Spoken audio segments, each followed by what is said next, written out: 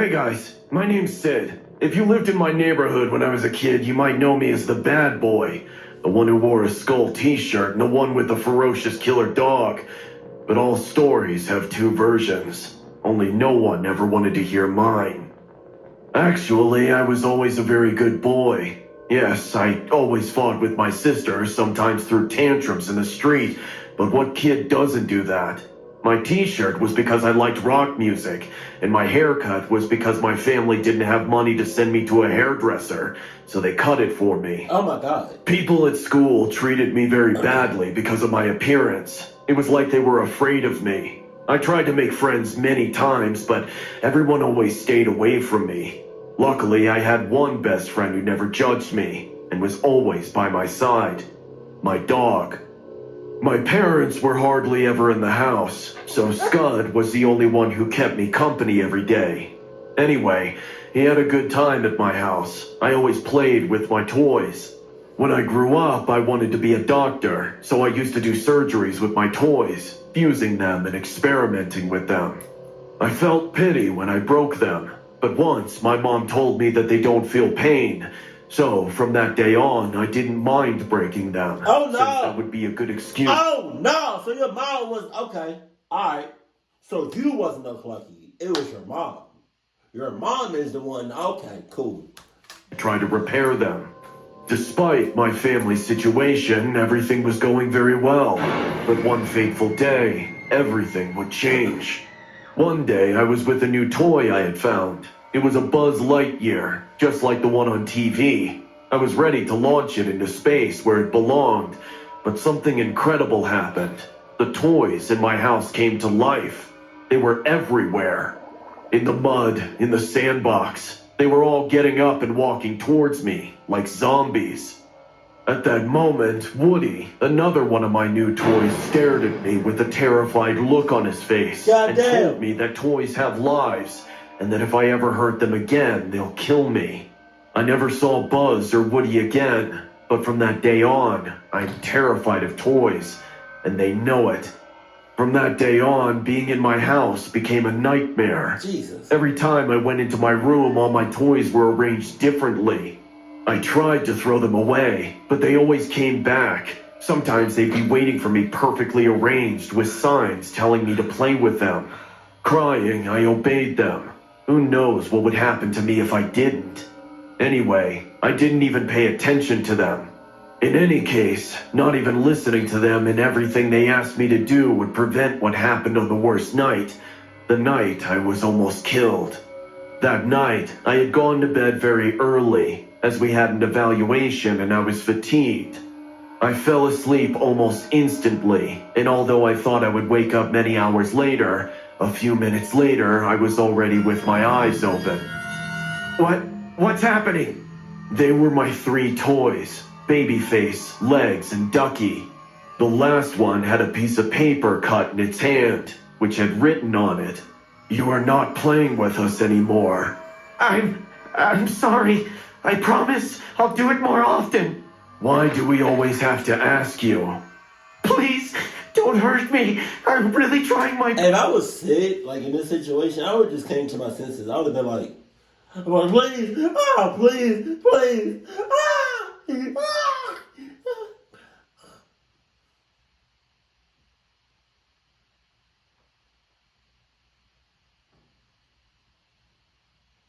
Wait a minute. You're a toy. I'm a grown man. What? You're about this high. I can literally get a metal baseball bat and hit you like 3 times, and it's wraps. It's over. Get the hell out of here. What the hell are you talking about? You talk. I'm in ropes. Like I'm in cuffs right now, cause of the toys. I'm like,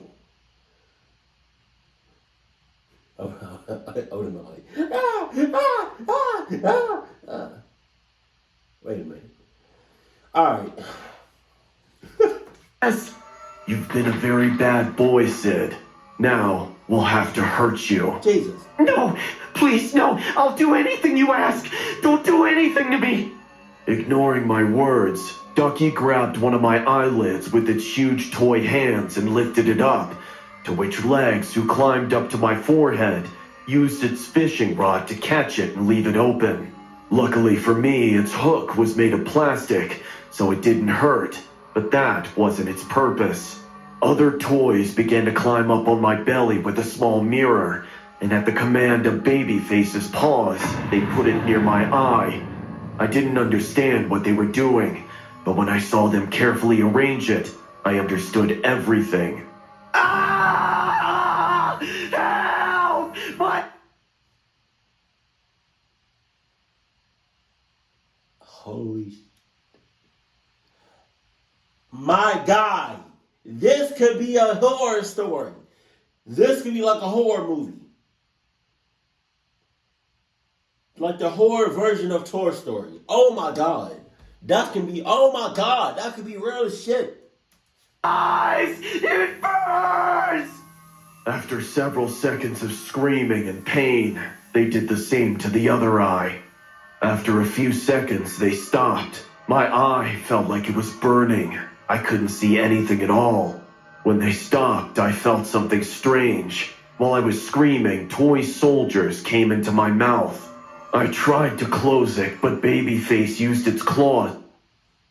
Toy soldiers came into your mouth? Pause. To leave it open, while with its head it mocked me. Already inside my mouth, a few soldiers ran towards my throat. I started. Were they trying to kill me? Had I hurt them so much that they hated me so much? I felt like fainting, but hearing all the screams. And to my rescue, my dog ran into my bed. And when it jumped on top of me to attack the toys, as it always does, the bed gave up and broke, allowing me to break free. I coughed up all the soldiers and desperately ran out of my room, but I still couldn't see anything. I crashed into everything in front of me until, as soon as I managed to get out of the room, I fell down the stairs. Already on the floor, I felt that my body was not reacting. I couldn't feel my arms or my legs. Possibly I had broken them. I opened my eyes slowly, trying to clear my vision. Babyface was in my face, looking at me with that terrifying baby smile. I felt his paws sinking into my nostrils, squeezing harder and harder inside. I wanted to scream. I wanted to call for help, but I was so shocked. I could only watch with my eyes wide open. With no one to save me, assuming Babyface was going to bury its claws all the way into my brain, the toy simply stopped. We will kill your sister. We will kill your family. We will kill your dog. Play with us. With that said, the toy simply fell to the floor as if it had no life. Behind me, I heard two worried voices. Sid, what happened to you? Son, are you okay? It was my parents. Get these damn toys out of here! Both of them had brought my sister from a friend's house. Damn it, son, look at your shoulder. You've dislocated it. Damn. Confused, I couldn't answer anything. I just looked at them, and crying, I hugged them. Wow, you really got hit hard, didn't you? When we went to the hospital, they only told me I had a dislocated arm and some bruises. When I got home, I went to my room. All the toys were leaning on the bed with a sign that said, "We love you, Sid." Clock you. It took me days to see well again, and I still don't think part of my eyes ever healed. From that day on, I played with my toys every day until the day I moved out of my house. All of my aspirations of becoming a doctor vanished. Today, I work as a garbage collector. I enjoy my job, but every once in a while, when I throw everything in the dumpster, sometimes I see toys in the garbage, and I swear they're looking at me too. Hey guys, I hope you're enjoying the video. If so, please leave a like. And also, a small percentage of people that watch my videos are actually subscribed. If you want to... They real life could make a horror story of Toy Story. I would watch that. support this channel and make this channel reach the 1 million mark, please consider subscribing. It's free and you can change your mind later. Enjoy. Andy's best friend in the Toy Story movies is his cowboy doll Woody, but a theory posits that Woody first belonged to Andy's absent father. Being one of the most discussed conspiracy theories, many fans came up with various interpretations of this. Some say Woody himself was Andy's father, and somehow his dead father remained alive through his childhood doll. But Toy Story never directly addressed the big question: what exactly happened to Andy's father? Did he die? Did he and Andy's mom get a divorce? The story you're about to see is a spin-off sequel created by IMR, just for your entertainment. Being one of the biggest fans of the Toy Story franchise, IMR took the liberty to produce the comic storyline with a creative dark turn. Hope you all will enjoy it. Ah! Where the hell is my beer? I asked for it an hour ago! Oh my God! Andy? Andy! Where is that stupid boy? Oh, Loki, we need a backstory on Andy's parents. I'm not even gonna hold you. he's keeping his toys scattered around the floor. Andy! I casually walked downstairs. This was something new for me. Since my mom married her abusive boyfriend, our lives had finally become completely unbearable. Frank's abuses have two levels. At first, he abuses alcohol, and then he abuses us. Pretty simple, but highly effective. As I came downstairs, I saw my mom staring at me with utmost annoyance and anger. How many times do I have to tell you to throw out this old junk? One day, it's gonna ruin our lives. She has always been so dramatic about everything. I kept quiet like I do these days and started picking up my toys into a cardboard box. Frank stormed to the fridge to get himself a beer while my mom went to the kitchen cursing her life. On his way back to the porch, Frank stopped beside me. I was about to pick up the last toy, and he happily put his huge feet on my hand. Look at you, filthy, miserable squint. Maybe the toys clocked up the dad. It was painful, but I kept quiet like I do these days. After a few seconds, he let go and went back to his dirty, fart-smelling couch, back to watching TV. I grabbed the box filled with toys and came back to my room. I opened my closet to keep the toys. I was almost done putting all of them when I found a Sheriff Cowboy toy. I had no idea how it ended up in my box, so I picked it up and pulled the string attached to its back. Giddy up, partner! Wow, it talks. I pulled the string a few more times and it said a bunch of catchphrases like, "Reach for the sky! You're my favorite deputy!" The toy's clothes were old and had dirt on them. I took it to the bathroom and cleaned its shirt. I slept hugging it that night. For the first time in a while, I missed my dad. I hardly think about him. He died when I was a little kid. Tears rolled down my eyes as I thought about him. I looked at the cowboy doll. I wish you could come alive. Alright. Fairly Odd Parents looking ass. It was probably around 1 a.m. when I woke up hearing my mom's painful sobbing. No, Frank, please. Just leave me, okay? I don't want to be with you anymore. I realized drunk Frank is again beating my mom. I came downstairs and found my mom on the ground. Her lips were bleeding, probably from a punch or a slap, and Frank was standing next to her with his leather belt in one hand. Leave you? After how you ruined my life? You said your husband left tons of money for us. That's why I came here. And now you tell me all that money belongs to your little piglet son? You witch! Don't you dare touch my mom, Frank! My, the little piglet talked! Now I will skin both of you alive! Saying this, he snapped the belt in my direction, and just then an unexpected sound took place. There's a snake in my boot! What the hell is this? I don't know how my cowboy doll ended up on the living room floor. Frank's accidental stepping over him made it talk. What a hecked up family is this?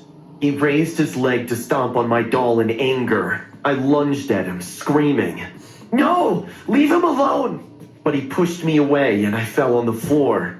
Frank then went on stomping over the doll and screaming in joy. There goes your ragged puppet! I'll do the same thing to you too! The doll was getting smashed, but then suddenly Frank stopped. He grabbed his chest and fell on the floor like he was having a heart attack. No, Frank! My mom screamed. Frank's body started shaking and his skin swelled up. Thousands of blisters started popping on his face, arms, every inch of his body. He looked like a man built with transparent water balloons. Slowly, he blew up into a big barrage balloon. In a choked up, dying voice, he said, What's happening to me? And then a loud sound of pop took place. Frank popped and his skin fell on the floor along with his clothes. My mom and I were too stunned to speak. What did you do to him, Andy? What? I didn't do anything. What are you saying? Where did you find this doll? I remember burning it with the other stuff. What other stuff? What are you saying? This can't be. This isn't possible. What? He's dead. I saw my mom turning hysteric. I was shocked to see that the doll's appearance scared her more than what just happened to Frank. Her words made no sense. I couldn't take it anymore. I screamed. Please tell me what's going on here! You're being crazy! It belonged to your dad, okay? Happy? I couldn't bear the sight of his things. They all reminded me of your father, Andy. So I burned them. I burnt everything that belonged to your dad. And I burned Woody too. Then how the hell is he back? Dad called him Woody?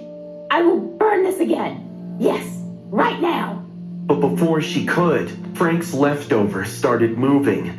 Something was under all that skin and clothes. The pile started to rise like a wave on the ocean. Slowly, a skinny pair of legs wearing boots peeked out from that pile. One by one, the hands, the upper torso, and a face with a sheriff hat on it hovered from that pile. My small cowboy doll, Woody, was now standing in front of our eyes in his human size. A sick smile was lurking on his face. He looked my mom in the eye and said, Being there for a child is the most noble thing a toy can do. Oh my God, this isn't real. Oh my God. This is the perfect time to panic. And he picked up Frank's belt and started chasing my mom around the house. Time to straighten things up. My mom ran to save her life, and Woody didn't let her breathe for 1 second. There came a point when she collapsed on the ground and started panting, and the final truth came out of her mouth. I'm sorry, okay? I admit it. I killed him. Yes, it was me. I poisoned him every single day for his money. Damn. But please let me go. You killed my dad? Oh my You God. killed that one person who loved me? Fury and heartbreak took over me. So it was a goddamn mob. Oh my God. Oh, I didn't see that shit coming at all. At all. Oh my God. Hey, Jesus. Clock up the mom too. I looked at Woody. He had the biggest grin ever. He slowly walked up to my mom and then gave her a tight hug. He hugged her so tight that my mom's face smashed like a jelly bean. But instead of blood or fluid, cotton balls came out of her mouth. Strings of thread rolled down from her eyes.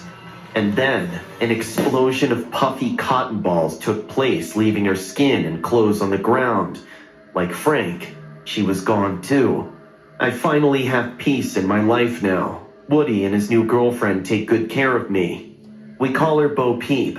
Both of them look odd in their human-sized physique, but I don't ever want to be away from them. It's like having my perfect parents again. Oh my god. Over the years, the Toy Story franchise has been subject to all manner of fan theories, from how the toys are living creatures to Andy's mother being the real villain. A reoccurring theme throughout the Toy Story movies is the toys' fear of not being loved or played with. Based on that note, some fans even claim that the toys from Toy Story are vampires and they are immortal. To succumb to their immortal life, the toys feed on children's joy instead of blood. And maybe because Andy's mother could sense this evil intention among the toys, she was so adamant to get rid of them. However, these are just theories developed by fans. IMR Scary Tales thought to go creative by giving this theory a dark yet entertaining touch. Enjoy. My daughter Chrissy used to be a huge fan of Toy Story when she was 5 years old. She was obsessed with the weird mutant toys, and among them, the baby face was her favorite. As creepy as it sounds, it was true. Kids sometimes fancy weird things that make no sense to grown-ups. She would beg me to buy her the baby face toy, but I didn't because of its scary attire. One day, I was cleaning the house when I heard my husband talking to Chris. She kind of looked like Lois from Family Guy. In a hush-hush voice. Now, don't tell Mom, okay? She would be angry if she knew I made this for you. I love you, Dad. This is exactly what I wanted. I went to Chrissy's room and saw my husband Daniel giving a box to Chrissy. What are you guys up to? What's in that box, Daniel? Nothing? Chrissy came running up to me and said, Dad made me the baby face toy. Please, Mommy, can I keep it? Please. I opened the box and saw my nightmare turned into reality. Daniel is an engineer, and somehow he has built the creepy baby face toy from Toy Story for our daughter. He let out an awkward chuckle and said, Christy's been asking for it for a long time, Mindy. It's just a toy after all. But how come this doesn't freak out you guys? I don't think any kid should play with something like this. But Mommy, it works. Chrissy placed the toy on the floor and turned on a small switch at the back of his bulbous head. Balancing on its metallic spider legs, the head of another broken doll started walking all over Chrissy's room. God, this looks sick. Come on, Mindy, you're overreacting now. What harm can come from playing with a toy? Fine, you can keep it. Oh, my sweet Mommy. Chrissy hugged me and got super excited about finally having the toy of her dreams. The entire day, Chrissy didn't let Babyface go out of her sight. Even at the dinner table, I had to tolerate that creepy doll staring at me. After dinner, I got busy doing the dishes and cleaning the kitchen. The house was in deep silence as everyone slept in their rooms. Before going to bed, I thought of checking on my daughter. I walked into her room, trying my best not to wake her up. Chrissy was sleeping like a little lamb, and beside her laid Babyface, with one broken eye and its outrageous metallic legs. This was my chance. I picked it up to throw it in the bin, and to my surprise, Chrissy opened her eyes. What are you doing with Babyface? Nothing, just keeping it on the shelf. Now she got baby face senses. Hell no.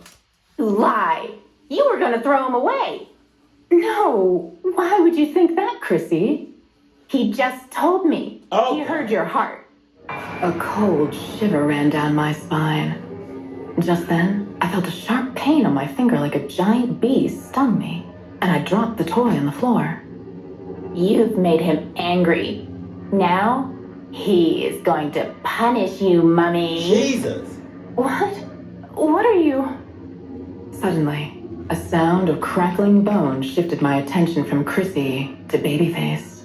The toy was now standing on its spidey legs and looking at me with a creepy smile. I could see the evil in its eye. Within a second, it started to crawl at me at full speed. It jumped on me, and I screamed and kicked it with all of my strength. The toy flew in the air for a moment and hit the wall. Its creepy metal legs broke like shattered glass, and I sat down on the floor. I was panting. I thought, finally it was over. The damned cursed toy is dead now. But my relief didn't last long. As soon as the toy broke, something horrible happened. Thousands of small baby-faced toys started coming out of its big bulbous head. Yes, an army of baby faces filled Chrissy's room. Get mommy, go. What? Get her. Chrissy started clapping and laughing, seeing these monsters attack me. Before I could get up and run, they were all over my body like a herd of spiders. They were crawling everywhere. On my hands, my legs, my hair, my face, even got inside my clothes. Their tiny metal legs pierced through my skin. I was getting injected with 1,000 needles at the same time. Ah! Save me! Save me! Daniel! Help me! Ah! No matter how hard I tried to get the creepy crawlers away from me, more and more of them started coming at me. I thought this was it. I will be eaten alive by these baby faces. Somehow they all came alive and sensed my hatred for them. Oh God, if I knew how vengeful and dangerous they are, I would have never pissed them off. I would have loved them and feared them just like Chrissy. Yeah. Please, if I could only have one more chance, I swear I'll be their mother too. But I guess it's too late now. I was drowning in a swarm of baby faces. They were laughing like baby vampires. The cuts they made on my body, I could feel them sucking my blood from those wounds. As they drank my blood, their heads turned red. I was in hell, and no one came to my rescue. Slowly, the will to live started dying in my heart. This is what you deserve, mommy. This is what happens when you hate babyface. To die? Chrissy mocked me sitting on her bed. I couldn't believe my daughter was against me. Slowly, her face started changing into the creepy toy. My beautiful daughter's head got replaced by the one-eyed broken doll head. I couldn't take it anymore. Not my daughter! I shook my body with all my strength, and the crawling toys deflected. Once I freed myself from their grasp, I lunged at Chrissy, who wasn't my daughter anymore. I grabbed the bulbous head and started smashing it into the wall. You took my daughter. I will kill you. I really hope that's not her daughter in real life. You know what I mean? Like, I hope she's not just hallucinating and she really clucks up her daughter in real life. Oh my God. I will kill you, you cursed doll. This will be the end of you. Die, die, die. I went on smashing the doll's head on the wall. I didn't stop, didn't hesitate, just kept screaming. Die, die, die. Mindy! What did you do? Yeah, I saw that coming. Yeah, that's her daughter. It was Daniel's voice that brought me back to this world. I wanted to tell him I killed Babyface. We finally got rid of this haunted toy, but then I noticed my hands. To my horror, they were drenched in blood. Human blood. As I looked at my daughter's bed, the ground beneath my feet swept away. All hell broke loose. It wasn't a Babyface whom I thought I was smashing into the wall. The wall had blood stains, and fresh blood was dripping down it. Chrissy's lifeless little head hung from the edge of the bed, and I realized what the toy made me do. It made me kill my daughter. There were no swarms of small baby faces, as if there never were.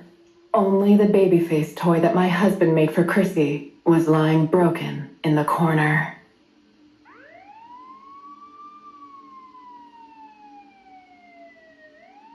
Oh my God, is that her? Yeah, Mindy William, the mother who smashed her daughter's head to a pulp. Some people say she got possessed by a demon. She's a psycho. She did it with her sane mind. There's no demon behind this crime.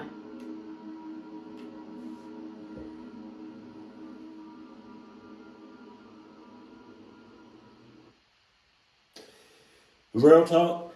Can we be honest?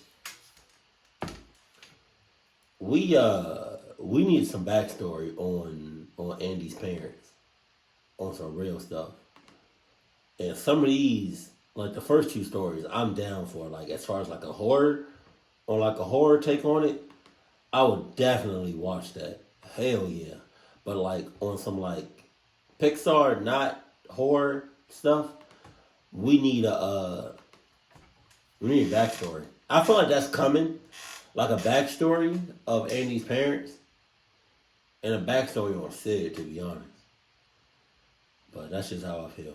Keep it cool, keep it classy, and I love you. Stay happy. My family.